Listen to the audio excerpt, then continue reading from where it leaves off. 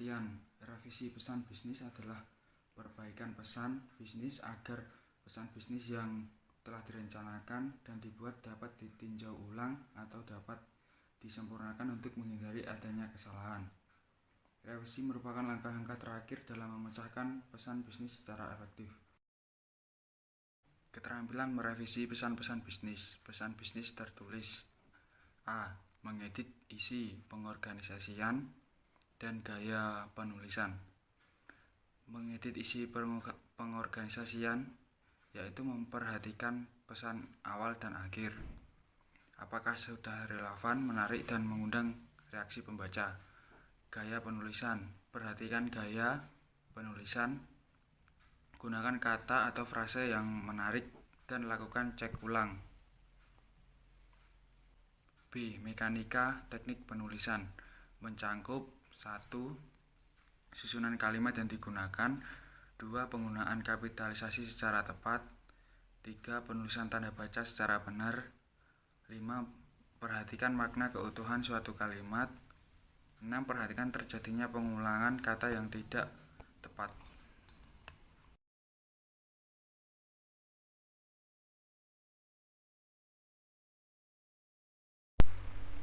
C. Mengedit format dan layout. Format dan layout pesan harus 1. Menarik. 2. Ditata rapi. 3. Bersih. 4. Tidak ada coretan. 5. Kertas yang digunakan berkualitas baik.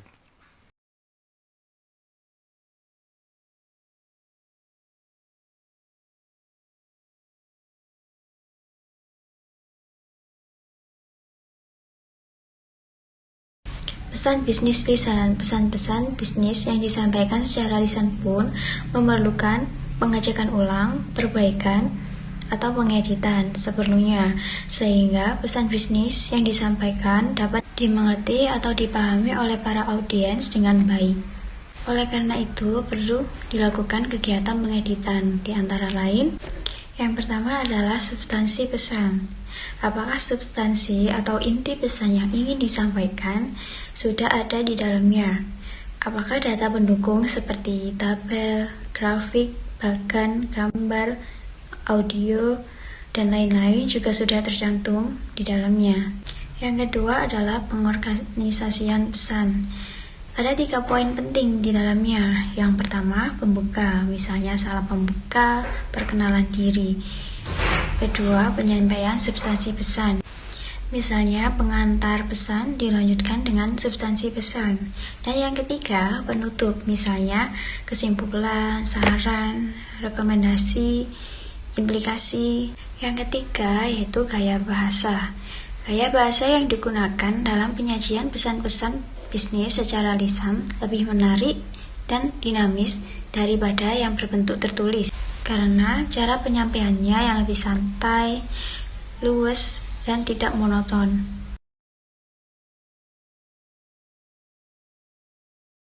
Pemilihan kata yang tepat adalah penggunaan kata-kata tertentu untuk mencurahkan ide atau pikiran ke dalam sebuah kalimat, agar maksud komunikasi dapat tercapai. Dan perlu beberapa hal sebagai berikut. Yang pertama, pilihlah kata yang sudah familiar atau dikenal.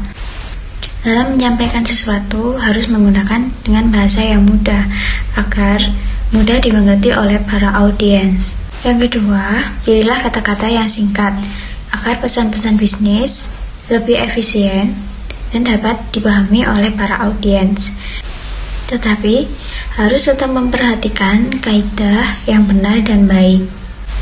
Yang ketiga, hindari kata-kata yang bermakna ganda, agar tidak salah tafsir akibat tidak tercapainya tujuan dari pesan-pesan tersebut. Membuat kalimat yang efektif. Kalimat efektif adalah kalimat yang disusun untuk mencapai daya informasi yang tepat dan baik.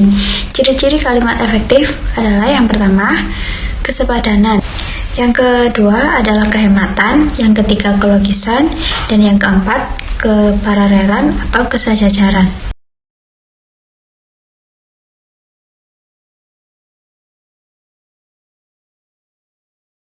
Tiga jenis kalimat. Yang pertama, kalimat sederhana. Suatu kalimat sederhana hanya memiliki subjek dan sebuah predikat. Yang kedua, kalimat majemuk. Kalimat majemuk berisi dua atau lebih klausa independen dan tidak mempunyai klausa dependen. Yang ketiga, kalimat kompleks berisi sebuah klausa independen dan satu atau lebih klausa dependen sebagai anak kalimat.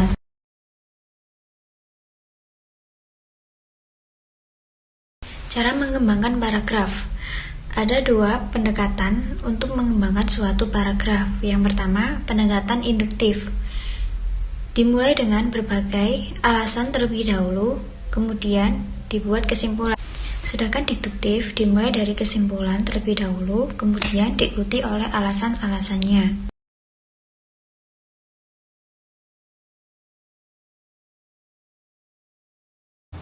Cara mengembangkan sebuah paragraf. Yang pertama yaitu ilustrasi. Untuk mengembangkan sebuah paragraf dapat digunakan ilustrasi yang dapat memberikan gambaran tentang ide atau gagasan umum. Yang kedua, perbandingan. Anda dapat mengembangkan paragraf dengan cara membandingkan persamaan maupun perbedaan terhadap suatu pemikiran dengan pemikiran yang lainnya. Yang ketiga, diskusi sebab dan akibat. Untuk memberikan arahan tentang suatu topik tertentu. Yang keempat, klasifikasi. Untuk mempermudah pemahaman paragraf bagi pengirim pesan dan penerima pesan. Selain itu, agar suatu topik bahasan menjadi lebih terarah ataupun lebih terfokus. Yang kelima, pembahasan pemecahan masalah. Untuk memberikan latihan analitis yang sangat diperlukan bagi seseorang dalam pengambilan keputusan-keputusan bagi suatu organisasi. Paragraf hendaknya jangan terlalu singkat, namun juga jangan terlalu panjang. Yang penting, suatu paragraf tersebut merupakan suatu kesatuan ide yang utuh menggunakan kata-kata yang tepat.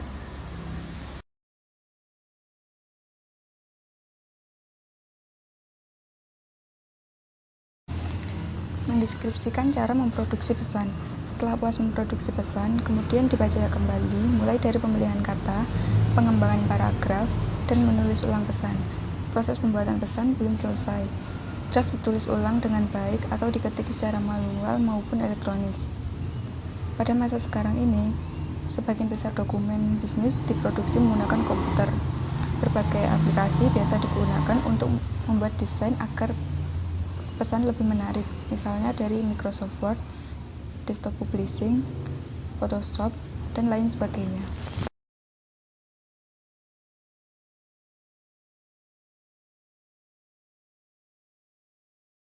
Menulis ulang pesan dengan baik. Pada kenyataannya, pelaku bisnis banyak melakukan kesalahan sebagai berikut.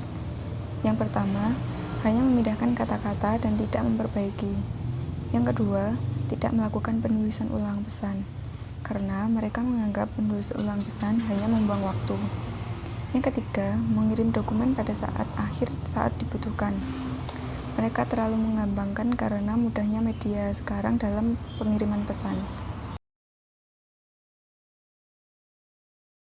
Setelah penulisan ulang dilakukan dengan baik, dokumen bisnis kemungkinan akan berjumlah separuh dari rencana semula.